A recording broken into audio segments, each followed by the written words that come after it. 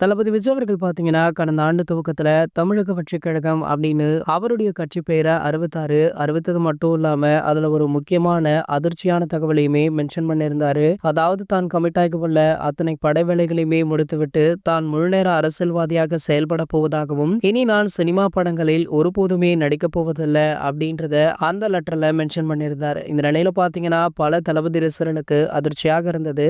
தற்போது அவர் நடிச்சிட்டு இருக்க திரைப்படம் அதாவது ஜனநாயகன் திரைப்படம் தான் அவருடைய கெரியருடைய கடைசி திரைப்படம் அப்படின்னு ஒரு சிலருமே சொல்றாங்க. ஆனால் தளபதி தரப்புல இருந்து அது இன்னமுமே உறுதி செய்யப்படல. இந்த படத்துடைய 3வது கட்ட படப்பிடிப்பு ஹைதராபாத்ல நடந்துட்டு இருக்காம். தளபதி விஜய் அவர்களுமே அண்மையில தான் ஷூட்டிங்ல கலந்து கொண்டாரா. அவ்வப்போது கட்சி வேலைகள், படப்பிடிப்பு அப்படின்னு 2 இடத்திலுமே படு பிஸியாக இருந்துட்டு இருக்காரு. இந்த நிலையில ஜனநாயகன் திரைப்படத்தை பற்றி முக்கிய தகவல் ஒன்று வைரலாகிட்டு இருக்கு. அதாவது இந்த படத்துடைய பூஜையின் போதே படத்துல உள்ள அனைத்து காஸ்ட் அண்ட் க்ரூவுமே கலந்து கொண்டாங்க.